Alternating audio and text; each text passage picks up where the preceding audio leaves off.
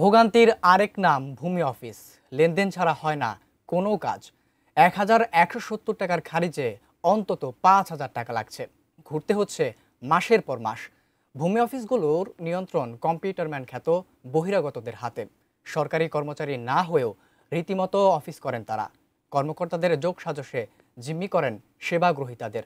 বিস্তারিত ঠাকুরগাঁও প্রতিনিধি MS আমাদের প্রতিবেদনে।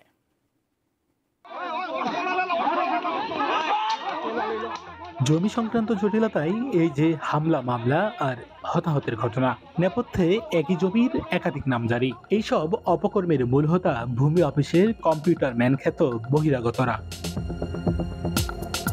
ঠাকুরগাঁও শহরের পৌর আকচা ইউনিয়ন ভূমি অফিস।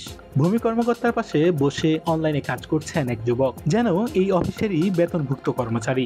৬ বছর ধরে করছেন সব ধরনের দাপ্তরিক কাজ। পরিচয় দেন অফিসের স্টাফের, তবে তিনি অফিসে কেউ নন, নেই নিয়োগ। স্বাস্থ্যকর অল টাইম ফ্যামিলি কেক, সব সময় অল টাইম হেলদি লাইফ। আপনি অফিসের কি সেটা বলেন? আমি অফিসে কিছু না, আমি কাজে আসছিলাম। তাহলে ওই চেয়ারে বসে কাজ করলেন কেন? কোথায়, কোন চেয়ারে বসে? ওই চেয়ারে দেখান দেখি আপনি ভিডিও। দেখাচ্ছে আপনাকে ভিডিও।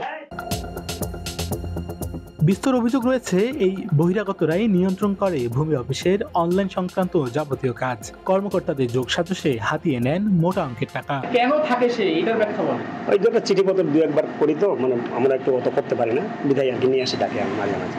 একই অবস্থা সদর উপজেলা ভূমি অফিস ও ইউনিয়ন ভূমি অফিসগুলোতে। এটিএন নিউজের অনুসন্ধানে এই বহিরাগতদের নাম পরিচয়ও জানা যায়। সেবা গ্রহীতাদের অভিযোগ, এইসব বহিরাগতদের কাছে জিম্মি ভূমি অফিস। তারা যে আমাদের কাছে কিন্তু একটা বিগ অ্যামাউন্টের টাকা নেয়, আর কাজ তো করে দেয় না, বারবার তাদের কাছে ঘুরতে হয়। ভিসাটা যখন চাইলো তখন আমি বললাম যে ঠিক আছে, আমি ভিসা দিতে পারবো না। একদিকে সেবা প্রত্যাশীদের হয়রানি, অন্যদিকে সরকারি দপ্তরের গোপনীয়তা নষ্ট। কিভাবে তারা বসছেন সরকারি অফিসে? সদুত্তর নেই তার। আমি তো নেই না, কিন্তু জোর করে যদি কেউ দেয় না করি না। প্রশ্ন হলো, সরকারি অফিসের গোপনীয়তা রক্ষা ও জনবান্ধব সেবা দিতে কোনো ব্যবস্থা কি নেবে প্রশাসন? এইটা কোনোভাবেই গ্রহণযোগ্য নয় এবং এটার কোনো সুযোগ নাই।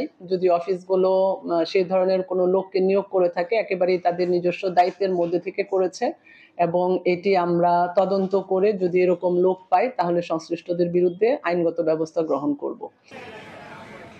MS Samad, ATN news, Thakurgaon.